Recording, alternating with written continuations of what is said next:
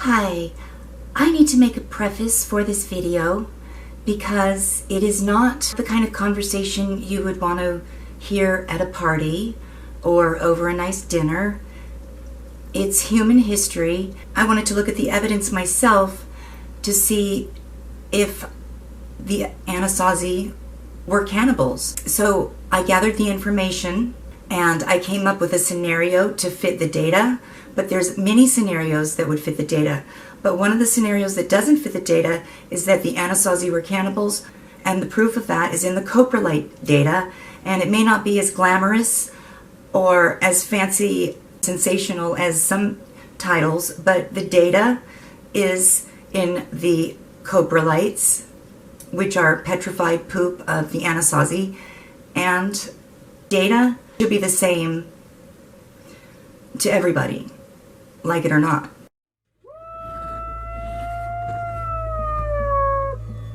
For my investigation into cryptids in the state of Colorado, I spent some time studying the Anasazi in the southwest corner of the state at sites like Mesa Verde and another lesser-known site called Cowboy Wash, because I wanted to review the evidence myself of the cannibalism that took place there. If you share in my interest in cryptids, then please hit the like for this video, and don't forget to subscribe to my YouTube channel. I really do appreciate it. Yes, there are Bigfoot. Yes, there are dogmen. Yes, there are cryptids in the state of Colorado. And Colorado provides the perfect habitat for them to hide in. And I do wonder, is it possible that these cryptid sightings in recent modern day history could be attributed to the disappearance of the Anasazi back in 1300 AD? Maybe the Anasazi were hominids of some kind, and when they disappeared because of the warfare, might have gone into hiding and still remain in hiding to this day, and are only seen briefly as the cryptid sightings reported in modern day times. Because if you look at the petroglyphs that the Anasazi made, a lot of them look like the creatures we describe today, like Bigfoot, Wolfman, and reptilians, and who knows what else. Like these petroglyphs at Irish Canyon, up in the northwest part of the state. These petroglyphs at Shavano, I believe they must be somewhere near this Shavano mountain, kind of like in central Colorado.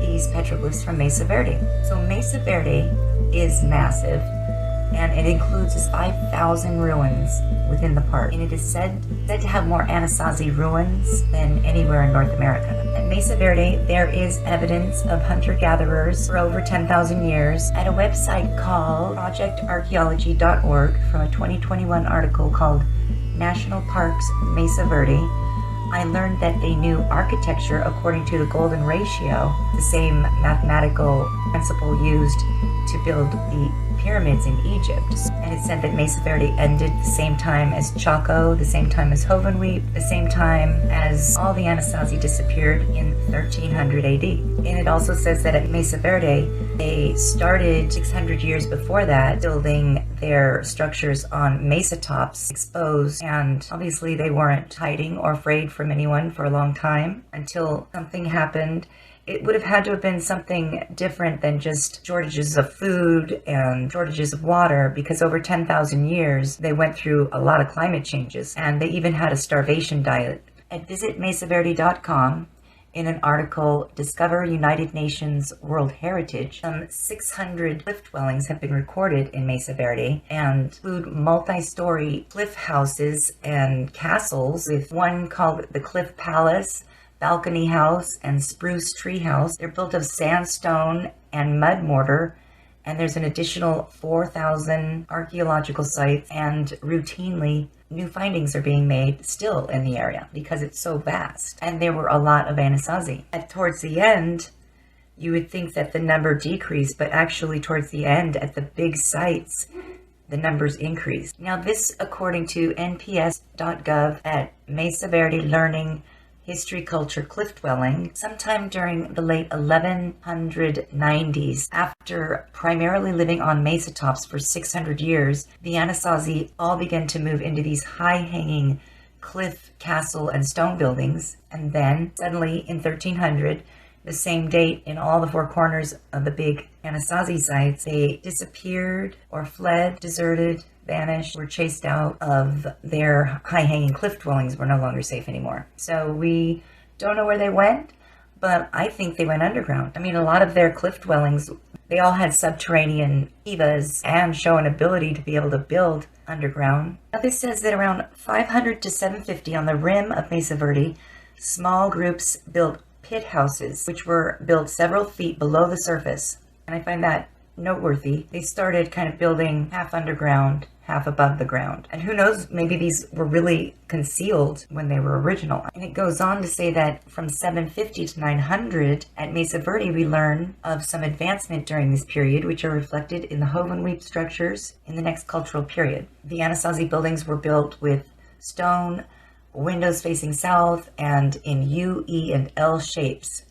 And the buildings were placed more closely together. Towers were built in arkivas, and it says that likely they were used for lookouts, water management and conservation techniques, and the building of canals for water. They're very advanced structures, like these one ruins at a place called Chimney Rock, which is very interesting geological features. One of the last things I looked for was Anasazi artifacts found in Mesa Verde, and one of the things that came up were shoes. Specifically, these made with yucca ropes, and they made threads with, and wove together these shoes.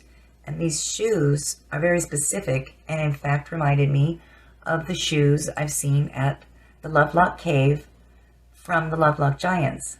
One of these pairs of Anasazi shoes from Mesa Verde was said to be 10 inches. It's not that big, but these Anasazi sandals that were found with the Lovelock Giants that we already knew were giants, those were, I think, 14 inches, much larger. But you do get a varied report of Anasazi, some being very tall and some being very, very small. Some comparisons with some Native American shoes from the time, but definitely looks like the same group were the ones making these same types of shoes, because they look so similar.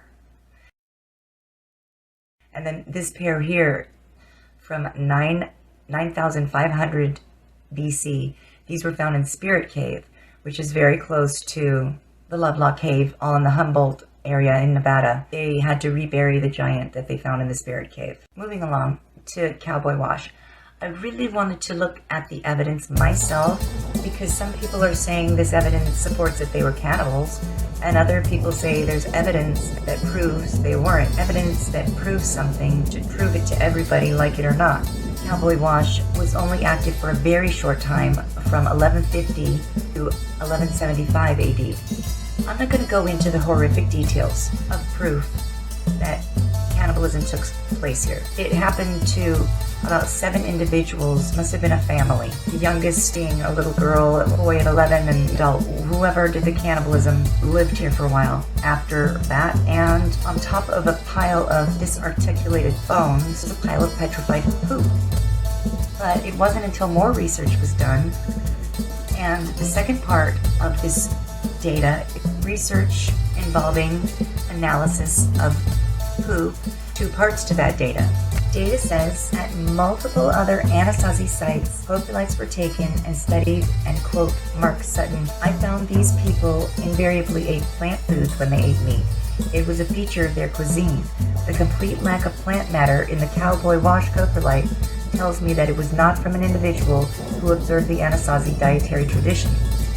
And another of the original researchers says she doesn't know who killed and ate the Anasazi at Cowboy Wash, but that the analysis of data shows it was from someone who only ate meat and had a different diet than both the residents or victims at Cowboy Wash, or even from Anasazi sites from different locations, because the coprolite studies all showed a diet that included a great diversity of wild plants, with as many as 27 species from the Anasazi at Antelope House in Mesa Verde, with the lower, by contrast, with 16 wild species that were identified in Salmon Ruin coprolites. Salmon Ruins is nearby in New Mexico. After all the research was done to date, none of the principal investigators involved in the Cowboy Wash analysis have implicated residents or even Anasazi from another location as perpetrators of the violence. The coprolite was researched and studied for signs of cannibalism, but none was found except the one coprolite disrespectfully deposited on top of the victims of the Anasazi at Cowboy Wash. And the coprolites at Lovelock Cave showed that those giants that were killed were eating cattails, hence the name Betika, which means cattail eaters or tool eaters. The coprolites they took proved that they weren't cannibals, because that's what they were being accused of by the tribe that killed them. That's what the DNA evidence proved. Cowboy Wash was said to be relatively small, of around 100. Evidence shows that the inhabitants left suddenly in a hurry, dropped what they were doing, and ran out. Where did they go? Where did they hide? Did they run away on foot? We don't know. Did they run to Mesa Verde? What did they think were their chances of finding a way to make peace with the newcomers, or find another safe place on the surface of the planet to live after experiencing that? They probably needed to think of a plan C. Hiding and living underground during the day, hiding from humans. And it's possible that they're still there, still hiding from humans to this day. And it's possible that that's what accounts for all of the cryptid sightings that occur in the Southwest, the Dogmen, the Bigfoot. They keep their existence cryptic. Please hit the like for this video, and don't forget to subscribe to my YouTube channel. I really appreciate it. And until next time, bye!